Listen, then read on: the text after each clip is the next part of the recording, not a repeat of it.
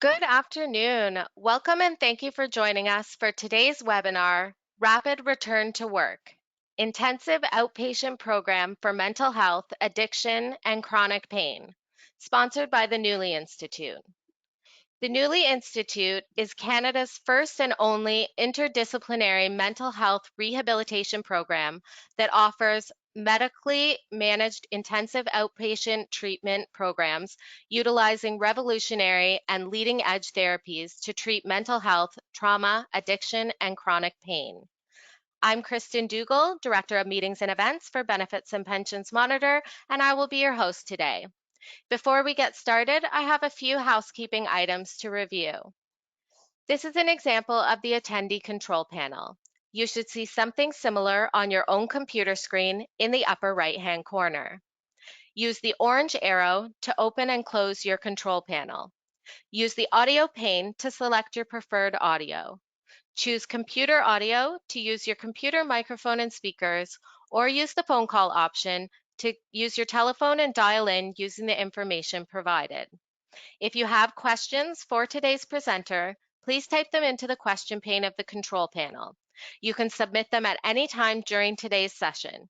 We will be collecting them and addressing them during the audience Q&A portion at the end of the webinar. Use the handouts pane to download the available documents. You do have access to download both documents, including the speaker presentation, anytime before the webinar ends. We will be launching a few polling questions throughout the webinar, so please pay close attention to your screen so you can participate. Please note that all attendees are in listen-only mode as we'll be recording this webinar. It will be available to view on our website in the next few days. To begin, let me introduce you to our presenter. Dr. Tanguay is a founder and the Chief Medical Officer of the Newly Institute. He is a psychiatrist and completed 2 fellowships, one in addiction medicine and one in pain medicine. He is a clinical assistant professor with the Departments of Psychiatry and Surgery at the Cummings School of Medicine, University of Calgary. So let's jump right in. Over to you, Dr. Tanguay. Thank you so much, Kristen. Really appreciate the introduction, and thank you everyone for joining us today. Really excited to talk to you about the Newly Institute and about what we're trying to do of really flipping mental health, addiction, and chronic pain on its head. No longer are we going to focus on the dandelion heads, but we're actually going to try to get to the root of the issues. And this is an exciting process for me to talk about how we're going to do that and what this is about. But we're going to start off with a couple of questions, and we can jump to the next slide.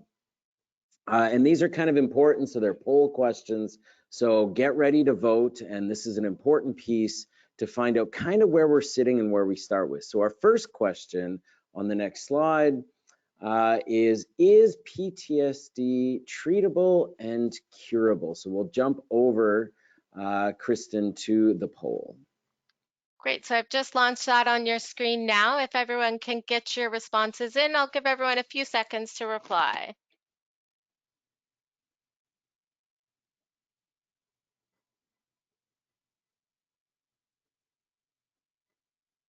Okay, so I'll just launch those results on your screen now.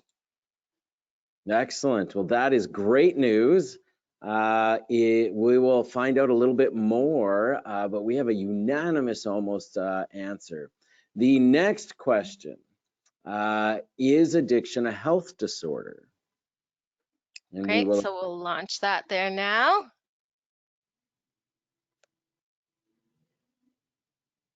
Give you a few more seconds to reply.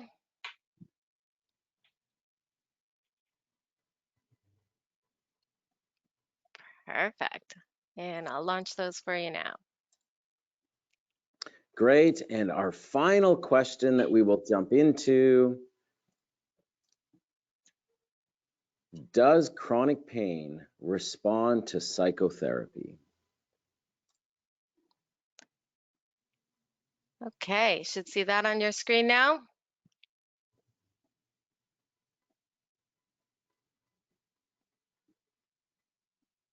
A few more seconds. Okay, I'll launch those for you.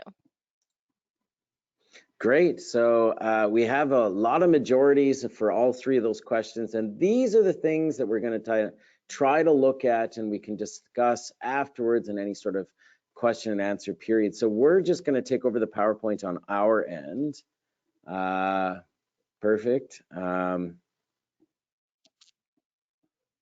give me one sec. Perfect. So we know the top three causes of disability are number one, mental health, number two, addiction, number three, chronic pain, except that's not in any specific order. And in fact, every paper that I've read usually has a different answer. Sometimes addiction and mental health are put together. Sometimes we see specifics of back pain or arthritis, or so it gets broken down. But these are your major causes for people to be off of work. And so we'll start a little bit about mental health. So approximately 1 in 5 Canadians live currently with a mental health disorder, and about 1 in 2 by the age of 40 will have had a mental health disorder or are currently living with one. That is half of our population. And honestly, we are only starting to see the beginning of the fallout of the COVID pandemic and its effect on mental health here in Canada and across the world. Approximately 500,000, 500,000 Canadians will miss work this week due to difficulties with mental health.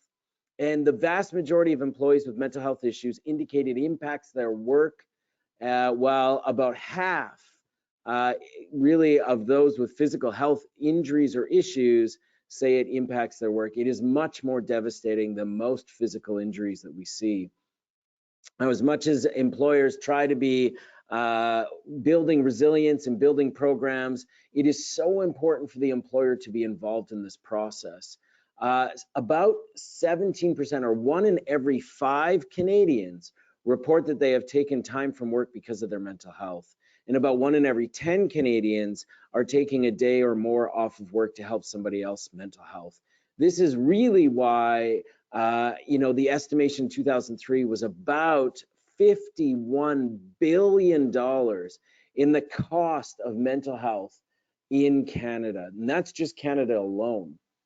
Now, the most common cause of mental health disability in Canada is depression and anxiety. The big question is, when those individuals aren't responding to treatment as usual, are we really any more talking about depression or anxiety?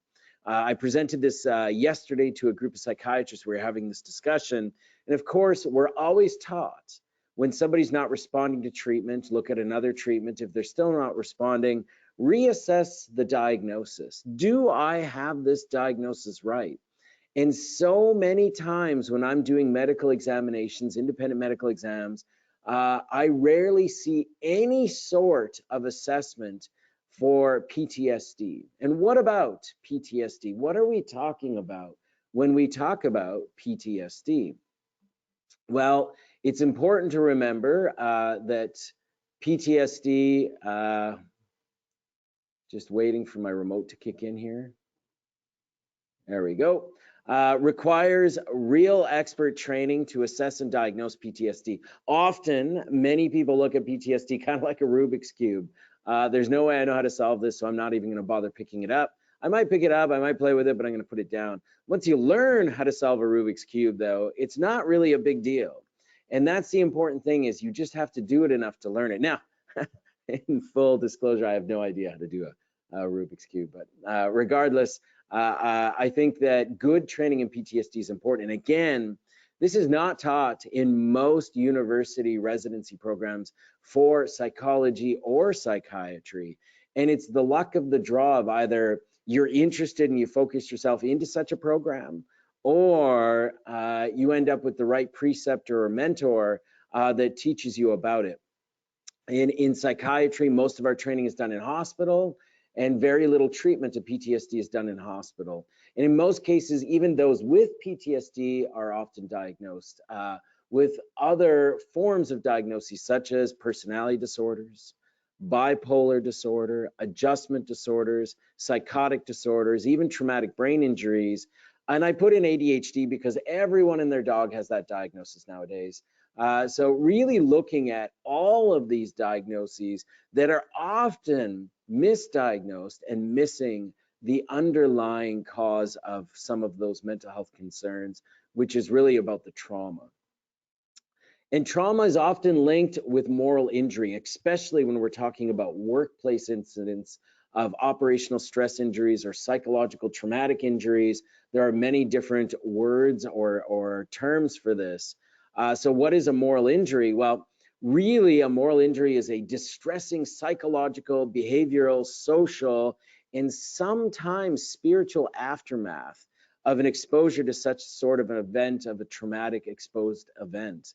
Having a moral injury with PTSD is actually associated with much more severe PTSD symptoms, as well as depression, suicidality, and functional impairment.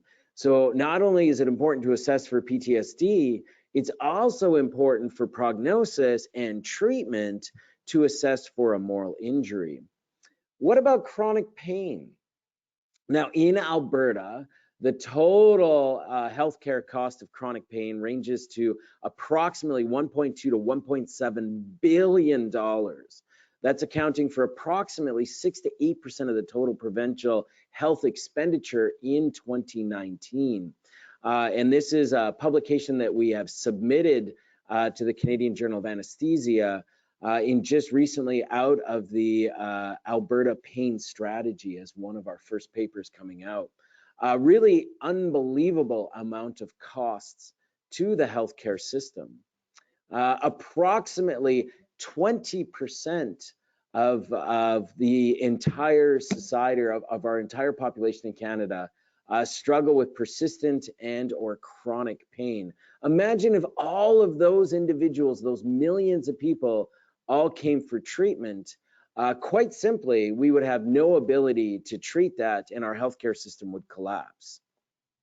Now we shift into addiction. So really, sorry, coming back to this, what does that really mean? It really talks about those individuals who end up coming for more than getting a physio once a month or getting a massage, doing some sort of self-management or self-care processes. Those individuals often live a day-to-day life. They have pain. It's probably not comfortable, but they're able to move on. Those individuals who do not, which represent a small portion of that, are the ones that end up in tertiary care, end up on disability and off of work. And most of those individuals end up in that situation often because they struggle to cope. Now, of course, there are those individuals with kind of zebra-like diagnoses like tethered cord syndrome or other diagnoses that require more specific treatment and can be quite devastating. But regardless, even those individuals end up having a much better quality of life if we appropriately provide coping skills and treat any underlying mental health diagnoses. We have a paper that we've just presented for publication, we've just submitted, and a group of us experts got together and started talking about, we brought pain physicians and psychiatrists together, which it's kind of oil and water often. And we had a good discussion about individuals with pain and depression, what do we do? And it was absolute consensus, treat the depression first and aggressively. And we know that we will have improvement in the chronic pain. We will have improvement in the quality of life. And so really when psychiatry says treat the pain and their mental health will get better, it's the absolute wrong way to do it. And when chronic pain says treat the mental health and everything will be fine, that's also not the right way. We still need to aggressively treat the pain, but we mustn't forget the most important piece. Treat the mental health, we will see improvement in the pain. What about addiction? Approximately 1 in 3 to 1 in 4 police officers currently are struggling with addiction. Approximately 8 million Canadians at this moment are suffering with addiction. And exactly 10 Canadians die every day in hospital, where the vast majority is alcohol related. Outside of hospital, 17 overdose deaths every single day in Canada. Honestly, addiction and mental health and trauma and suicide, we see 11 suicides a day here in Canada. are really symptoms of a broken system, a system that just simply is designed to treat acute care and struggles with any sort of chronic complex illness. So our philosophy at the Newly is really about treating complex processes like addiction, like chronic pain, like trauma and other mental health disorders. And we do so with rapid access. We focus on rapid resolution of symptoms with aggressive treatment, which allows rapid return to work. And these are all incredibly important processes as we're moving.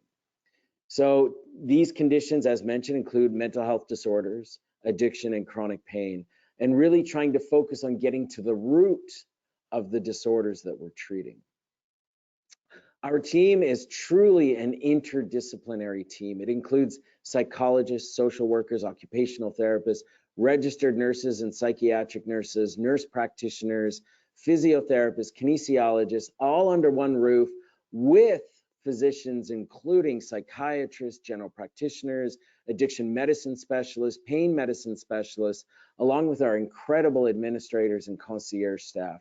At the end of the day, this is Canada's one and only true interdisciplinary program where we have a true bio, psycho, social, and spiritual approach to chronic complex care, something that just doesn't exist out there. We have excellent addiction programs, the Edgewoods and the Homewoods. We have excellent pain programs, the CBIs and Life Marks, but we have no programs highly dedicated on a national scale for the treatment of mental health and return to work. So if we start putting this all together, pain, addiction, and mental health, all under one roof. No longer are we referring someone for physiotherapy over here and a psychologist over there and a pain physician over there and an addiction program over there, all of them with different language, given different messages, confusing our patients and not knowing what to do, hearing different outcomes and different possibilities of treatment, and not really understanding what the next step is. And truly recovering from traumatic psychological injuries, addiction, and the effects of chronic pain is really the focus of everything we're doing at the Newly Institute. Now, how does this differ from what we see often in the community when somebody is off of work and what's going to happen? Usually what happens is a primary care physician writes somebody off of work and say, look, go take the next month off. Often there's no plan. There's this magical belief that time will cure all and they just need a month away from work. But we know that's completely inaccurate. One of the things that we're trying to do is work at developing a menu of options for primary care so that when they take someone off of work, and not just primary care, but specialty care and all medicine, when they take someone off of work, they have a plan and help develop that plan. But right now that doesn't exist. Often from there, they move on to the employee becoming on disability. The condition's not improving. Weeks later, the case manager starts tracking down the primary care physician and asking what's happening, the rest of their medical team, what's going on. Maybe they offer pharmacogenetic testing. If the employee's condition is still not improving, we're now weeks and months into being on disability, every month reducing their chances of ever returning back to work. Usually after almost a year, it's determined we better get an independent medical examination. That IME is done, and often we're not allowed to provide specifics on treatment. We just say addiction treatment, inpatient for 3 months with minimum 3 months before return to work. Referral to a trauma therapist, which you end up Googling trauma therapists, and every therapist and their dog claims to be a trauma therapist without any real knowledge of what kind of trauma therapy they're doing. So the treating doctor and the case manager kind of get left with, here's what you should do. And now we're almost a year into treatment with no treatment and very little chance that individual comes back to work. And that's a lot of what we're trying to fix. So instead of waiting and waiting and waiting, what the Newly is doing, working with some incredible partners here in Canada, is that we will see that individual immediately when they go off of work. We will do a psychiatric assessment. We'll do full pharmacogenetic testing, psychometrics to determine exact diagnosis, to try to take the guesswork away from which medication is going to work for who. We then shift into full medical optimization to prepare someone for our intensive outpatient program. And that preparation is important. We want someone to be able to sit in a group and be able to do individual therapies. This will begin within 4 to 6 weeks of the referral, moving directly into an intensive treatment that focuses on not only the mental health, but within those first couple of weeks, starting to focus on the importance of that anticipatory anxiety of return to work. Then we move into that integration and implementation of the return to work and graduated return to work processes, and working with our occupational therapists for exposure and workplace exposure. But importantly, when they go to that workplace, they come back to clinic and they finish up with another trauma therapy. And we'll talk about that in 1 second. So what is intensive outpatient programming? It is an important question because we don't see it very often. In the public system, it's often called the day hospital or day hospital program. What we're trying to create is something that's focused on trauma. So our trauma therapies that we do include EMDR and accelerated resolution therapy. These are bottom-up processing of trauma, but importantly, EMDR is shown in many, many studies to be equivalent to things like prolonged exposure and cognitive processing therapy. But importantly, it reduces the amount of burden to the patient, the amount of homework to the patient, and the dysregulation that is often seen. Hence, we see better retention to treatment and often faster response to treatment than we see with prolonged exposure or with cognitive processing therapy. Also important is that it's less vicarious trauma being posed onto the therapist doing the therapy.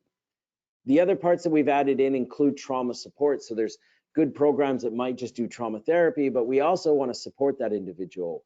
Trauma-based mindfulness, trauma-sensitive yoga. Our therapists have actually been trained by Bessel van der Kolk to do the appropriate trauma-sensitive yoga. Family programming, taking care of the caretaker. When somebody is going off of work, it's very likely somebody at home is struggling. And that is the person who's been taking care of that individual. And so when we start to see the individual getting ready to go back to work and feeling good, we also see the caretaker starting to struggle as the person who is left behind. We will make sure that not only do we provide excellent education, but also a group program that includes skills and processing to help those caretakers continue. We have trauma-informed drumming and actually collecting data on certain frequencies to see exactly what rhythm and frequency provides the best outcomes. But really, when it comes to the patients and clients, they absolutely love this process. Skills are important for building resiliency. We have cognitive behavioral therapy for insomnia. This is the gold standard when it comes to the treatment of insomnia. And of course, for shift workers where CBTI is not fully indicated, we would still have full hygiene, and also the cognitive behavioral therapy around our thoughts of sleep and what happens when we go to bed. Dialectical behavioral therapy, basically CBT on steroids, a real focus on skills and skills-based programming. Acceptance commitment therapy, to break down the moral injury, to break down the injustice and the catastrophizing that we often see with chronic pain syndromes, allowing that acceptance to occur so that people can move forward in their trauma therapies. And of course, our comorbidities that include chronic pain, addiction. Yes, I called them comorbidities, and I did so on purpose because both chronic pain and addiction are often the symptoms of untreated mental health. And so that's not saying that the pain isn't real. That's not saying somebody doesn't have real and difficult pain. That's not saying addiction isn't a primary diagnosis. It really refers to the fact of getting to the root and the reason somebody is not coping well and not doing well at work. And then our biomedical treatments, which include the pharmacogenetic testing to take the guesswork out of the medications, and physiotherapy and kinesiology to build that kind of behavioral activation, which is important for chronic pain, mental health, and addiction. We must get people moving. Movement is medicine. And when we look at the evidence for intensive outpatient programs, we see improved retention to treatment. And I hear this all the time. My patient could not handle this kind of a program. It turns out the data suggests your patient will do better in such program and will be more likely to complete it than just doing therapy once every couple of weeks for months and months. We see equivalent outcomes. And in fact, when we look at somebody doing EMDR every day for 3 weeks versus doing EMDR every week or two for 3 to 6 months, the outcomes are exactly equivalent when we look at the trauma outcomes. But importantly, one takes 3 weeks for someone to get better. The other takes 6 months for someone to get better. Their return to work prognosis significantly shifts, as well as their suffering and quality of life. Important processes when we look at that individual. We see improved return to work rates, reduced absenteeism, and importantly, reduced presenteeism. When people go back to work, they have the ability to do so, they're engaged, and they have less fatigue. Most of the IOP programming has come out of Europe when it first started, looking at trauma and trauma-related symptoms. And then the VA in the United States has really jumped on this, and this is where most of the research is. And invariably, we see the data over and over again. It looks to be the best way to treat people quickly and with the best outcomes. And in fact, looking at a most recent review, quite simply finding that implementing evidence-based PTSD treatment in massed intensive format, evidence improved treatment retention and comparable outcomes with traditional outpatient formats. They have more people staying in therapy and they get better faster. With regards to pain management, look, pain management and IOPs are really the standard, what we should be always doing. This is what the Mayo Clinic is designed under, the Cleveland Clinic. The best pain programs in the world are intensive outpatient programs. And of course, when it comes to substance use disorder, addiction programs and IOPs are quite simply a part of the continuum of care. They are as effective as most inpatient treatment programs, and really the standardization of what we should be doing. They are part of Health Canada's best practices. And a really important piece to remember that this is a part of the ASAM placement criteria, or the American Society of Addiction Medicine's placement program, which includes outpatient services, inpatient services, but often what occurs in the community is that we see someone who's struggling with addiction and we send them to an inpatient program. And not that the inpatient program isn't good, it's just that we're jumping a lot of steps because there are no intensive outpatient programs out there that aren't just basically virtual and nothing more. So this is a really important thing to remember, is that this is evidence-based. This is a part of our guidelines in treatment and an important process of what we're doing. So let's take again a quick look at our curriculum. This is intensive, but we're doing accelerated resolution therapy and eye movement desensitization and reprocessing with excellent evidence and all of these other pieces. We've added in the drumming and physiotherapy and exercise management to treat chronic pain. So we've already kind of gone over these. But what's really important is that when this engagement occurs, you get that referral, it gets in quickly. We do the psychiatric assessment. We do the psychometric testing. We do the pharmacogenetic testing. We start optimization immediately. We get someone ready for these intensive programs. And these programs are exactly that, highly intensive. Individual wellness recovery plan starts when somebody has been stabilized medically. They're no longer having panic attacks. They're not stuck in fight or flight. They can go into the group program and do individual therapy. And then we have our full return to work with OTs and exposure therapies and working with our rehabilitation specialists. This is kind of a sample of what it might look like, but you can see it's highly intense. One of the difficult parts of building this program was the schedule. What therapist goes where, what patient goes where, what color coordinations go there. So one group might be doing trauma therapy, one group might be doing group therapy, one group might be doing exercise and kinesiology, and we have kind of groups of 12 moving through the system. So we might have 12 police officers staying together. We might have 12 veterans staying together. We might have 12 community members staying together. So, you know, building that universalization and format. And when we start adding up the hours, just in the 4-week IOP, it's over 140 hours worth of therapy in both individual and group. This does not include the pre-programming. It does not include the optimization and the medical appointments. It also doesn't include the post-trauma therapy program and the exposure therapy and return to work. Our addiction cranks up even more with 150 hours and a 1-year phase 3 aftercare program that includes weekly group, once a month with a therapist, once a month with your addiction medicine specialist, and your case manager along the whole way, acting almost like your sponsor. So really beefing up the point of recovery and staying abstinent and not allowing that risk of relapse by simply doing an online Zoom group once a month. We do have a flex program because the most important part about work is staying there. Work is health, disability is disabling. So we need to keep people at work. And in doing so, we have our flex program that includes weekends and evenings so that if somebody is on the verge of going off, we may be able to keep them there with intensive treatment in the flex program that is quite customizable, along with our drop sessions and our annual checkup from the neck up. For too long, the stigma of mental health has perpetuated any sort of treatment and really focused on, physical health. It's okay to go in for my annual physical checkup. It's time to bring in the annual mental health checkup and make sure people are doing well. And really, at the end of the day, you deserve the best. And we really do believe that recovery is possible in all aspects with the Newly Institute and some of our amazing partners.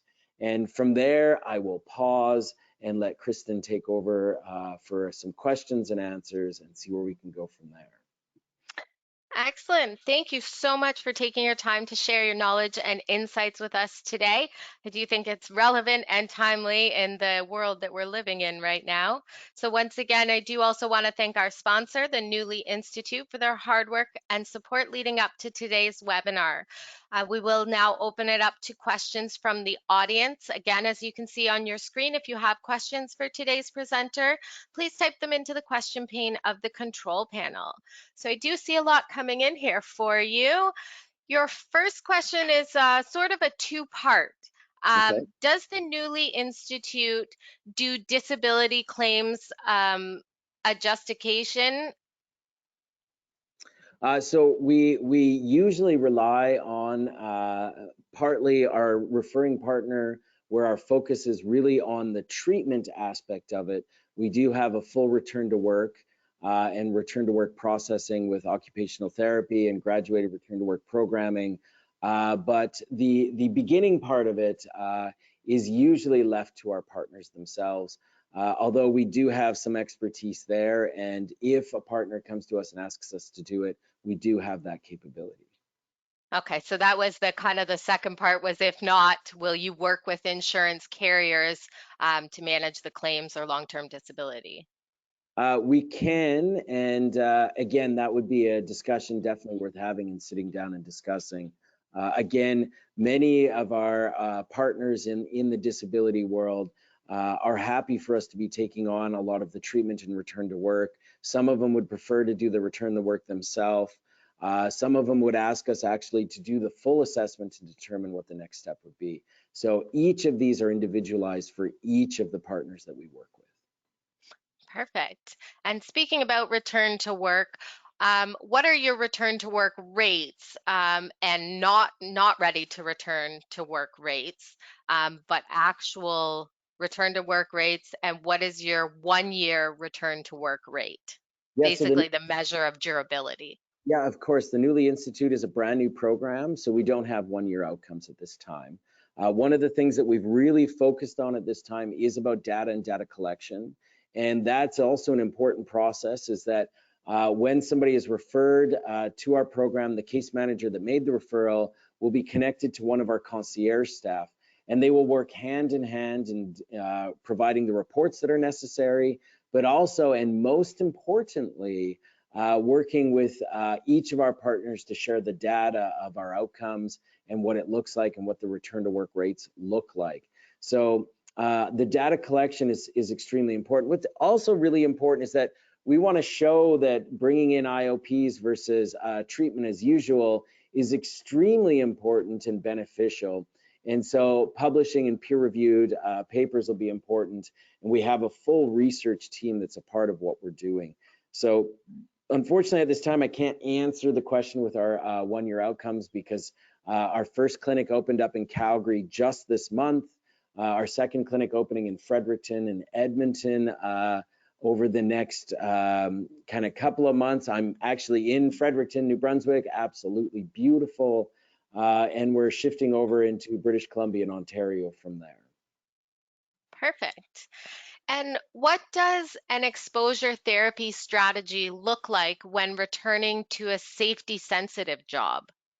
Absolutely. That's probably one of the most important questions that we're going to hear today. So there's a few things. One, we would work with our partners. So we had an excellent meeting today with RCMP, and we talked exactly about this. What does that look like? In most cases, the safety sensitive positions are super keen to work with the OTs who are coming in to do some of that exposure work. So often what occurs in these situations is the OT will come in, they'll do the exposure, the patient goes home after, and there's a lot of dysregulation that can occur there. So we took a look at some of the data. There's a really fascinating study that looked at combining prolonged exposure with EMDR. And what they did is they looked at prolonged exposure in the morning, EMDR in the afternoon, and then in the other wing, EMDR, so prolonged exposure in the morning, EMDR in the afternoon, EMDR in the morning, prolonged exposure in the afternoon. Those were our two wings. And I don't know who came up with the idea of this study. It was absolutely fascinating. What they found was amazing. The group that did prolonged exposure in the morning and then EMDR in the afternoon did much better, in fact, significantly better by p-value than the group that did the EMDR in the morning and prolonged exposure in the afternoon. We know prolonged exposure is extremely dysregulating. So what we've designed in our OT return to work program is that when they go to the workplace and they have that exposure, and we'll help them with the graduated part, we'll work directly with the HR team at the workplace to figure out what works best with their workplace. Everybody is different, right? Some groups don't have graduated return to work, some do, so we work with all of that, but they'll go, they'll do the exposure in the mornings, then they come back to clinic and they'll do an EMDR or an ART session in the afternoon to make sure that we get through any of those stumbling blocks. And again, the last couple of weeks of therapy and the group programming, they've really focused on the concept of the anticipatory anxiety of returning to work. And remember, most of the patients at graduation will have done anywhere from 12 to 20 trauma sessions in that kind of 4 to 6 weeks by time of discharge. Perfect. Does that help answer your question? Well, and I guess to elaborate on that, talking about safety sensitive jobs, are there addiction medicine practices outside of methadone and Suboxone? And Yeah. can people return to safety sensitive jobs while on, say, methadone maintenance? Yeah, that's very dependent on that workplace. In most cases, we end up using naltrexone. In some safety sensitive positions, they may look at the possibility of buprenorphine, naloxone, or Suboxone. But it really does depend on that workplace. Obviously, the gold standard for treatment would be opioid agonist therapy when we're talking about opioid addiction. That's not necessarily true in other areas such as alcohol, stimulants, and other addiction. But in opioid agonist therapy, there are two medications that come up as first line. That's methadone and buprenorphine, naloxone, or Suboxone. Obviously, the buprenorphine, naloxone, or Suboxone is much less cognitively impairing. But again, every workplace has different rules and different regulations. We would follow suit. In many cases, we would end up looking at naltrexone or the opioid antagonist as treatment. Unfortunately, here in Canada, we don't have access to the once a month injection of naltrexone for many, many reasons that are frustrating. But we do have the oral naltrexone, which is likely where we would end up with some of those return to work processes for safety sensitive positions. Thank you. There seems to be quite a few questions around pricing and information on cost. I don't know if that's something you can share, but basically, if you can share information on cost, are there wait lists, and is this part of a lot of benefit programs that are paid for through benefits? Yeah, so we're currently being incorporated into some benefit programs with a few groups. Often what's occurring is that with some of the groups, we're a part of the treatment package. In fact, with some of our partners, we're actually meeting with their customers and doing RFPs with them, but also moving forward and helping them. So really helping them through that process of, you know, talking about what they can offer and what they can provide, and actually having one of our physicians or experts there with them to show them those exact pieces. With regards to pricing, our addiction treatment pricing is much lower than much of the inpatient treatment programs that are out there. For 1 year of treatment, it works out to about $25,000, which includes the weekly group for 1 year, the trauma therapy session once a month. You know, we do some biological monitoring. It's not full on. We're not going to the workplace, but when they come in once a week, we can ask them for that, or we can have 24-hour windows for them. We also include with that their once a month follow-up with their addiction medicine specialist as required, and they will have a full case manager that stays on with them. So that's from the very beginning of the referral in and the detoxification process, all the way to 1 year of aftercare phase 3 addiction treatment. Most of our intensive outpatient programs for mental health, with the return to work, with the optimization period, you're looking at about 13,000, and just for the IOP all by itself, it's under 10,000. So most of our partners are quite excited because the costing is quite a bit lower than a lot of other programs that are out in the community. Great. And is your program offered everywhere in Canada? That is the goal. Again, we're novel, so right now we're offered in Calgary. We will have Fredericton, where I'm sitting today, up and running soon. We will also have Edmonton up and running, both Q1 2022.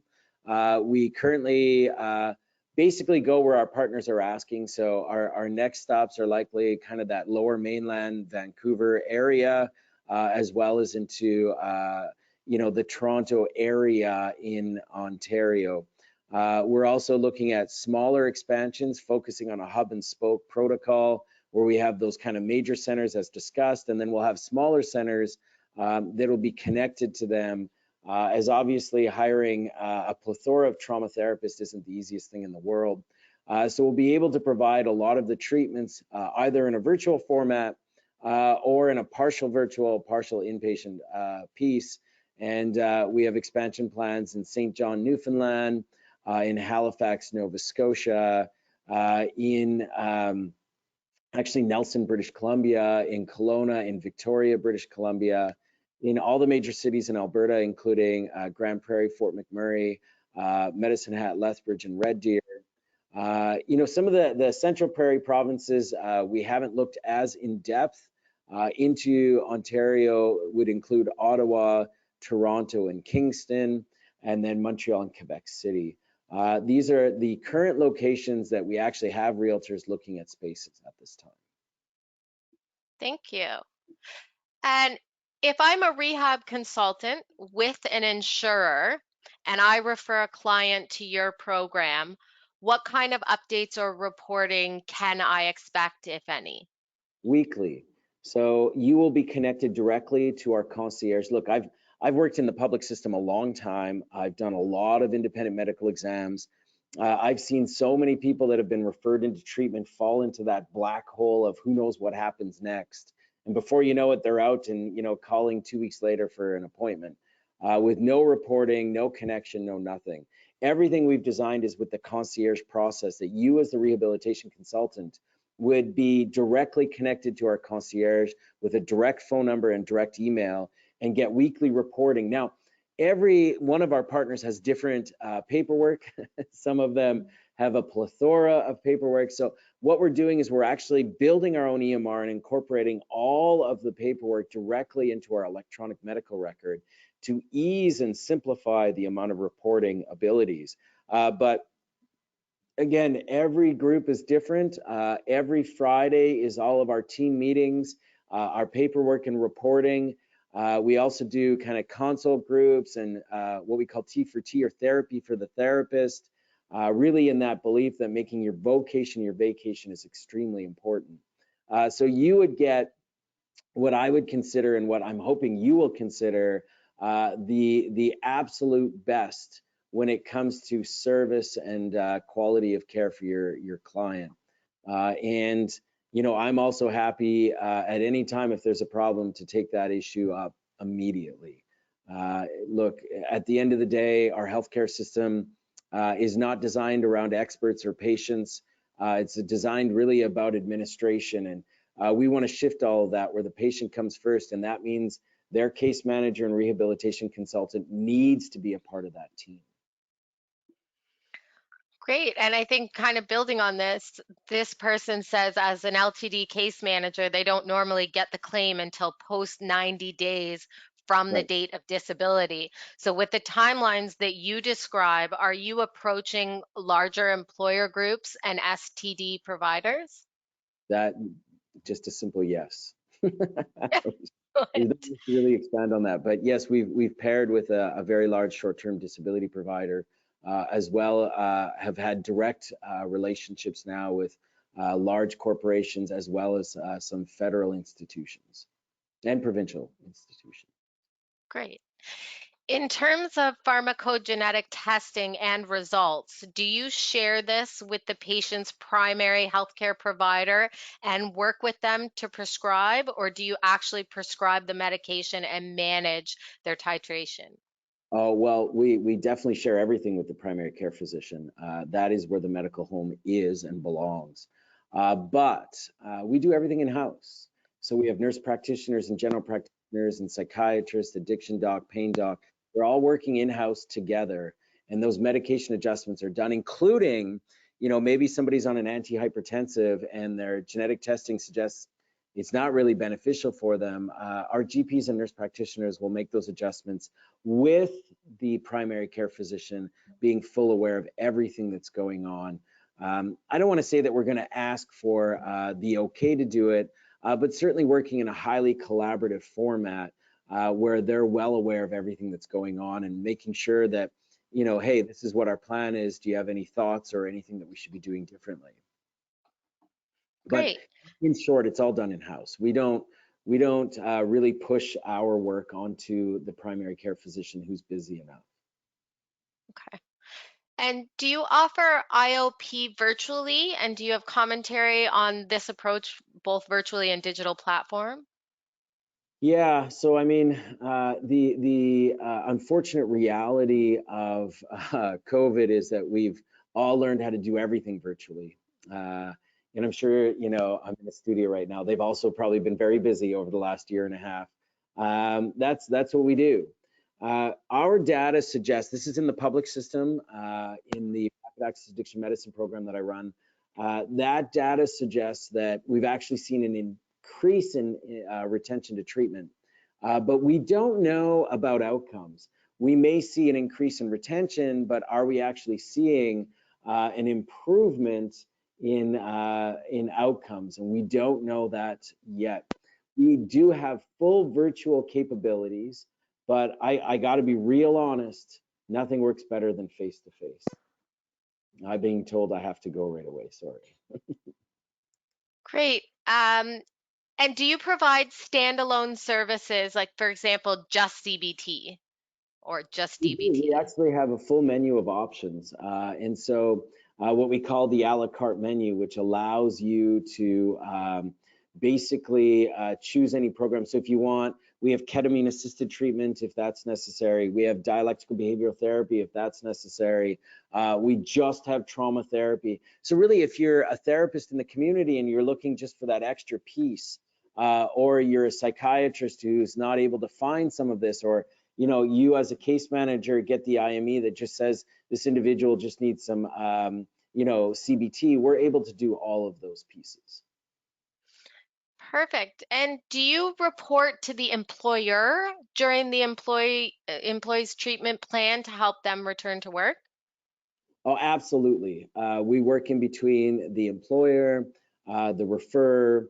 When it comes to return to work, we need the employer to be a major part of that. Working with the HR services, everybody has different protocols, and whether it's a graduated protocol, some people won't allow that.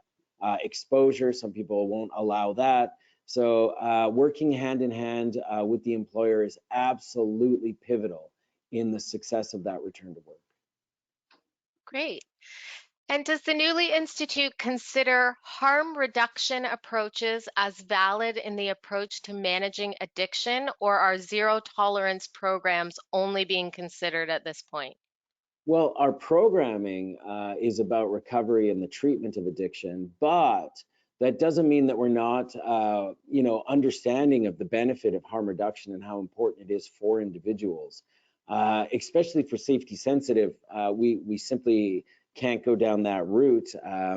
And with regards to, those individuals looking to return to work that have, really they're off of work because of the impairment of addiction.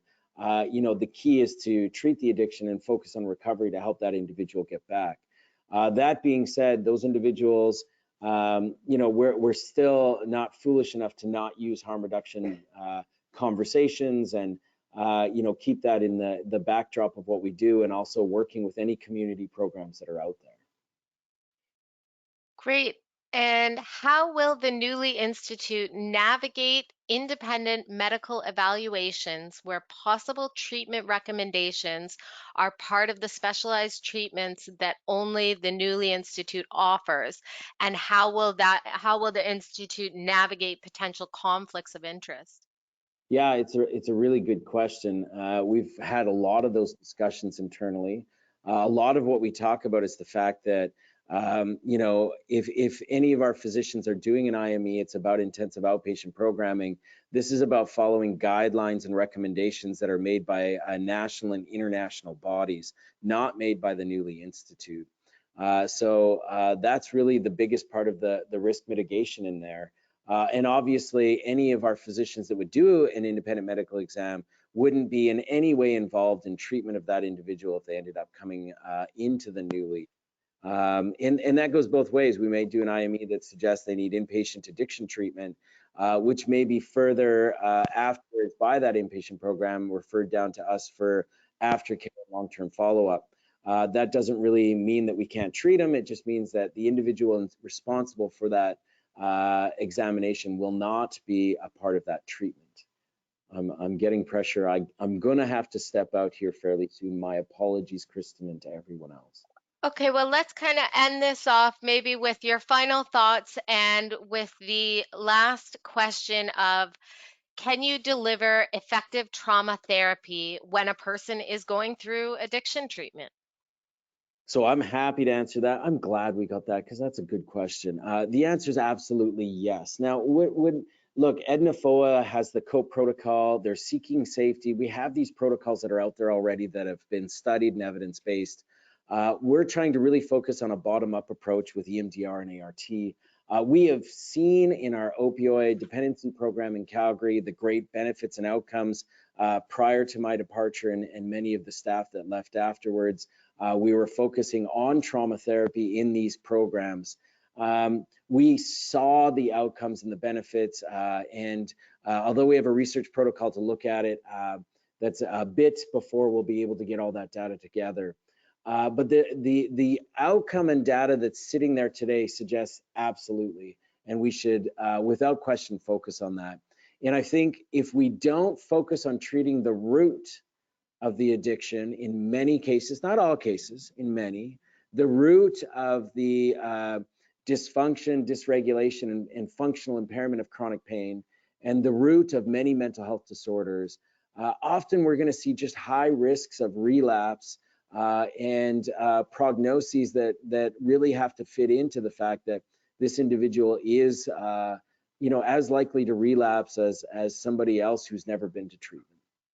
And this is the real goal: is get in, get help, get treated, and get out for good.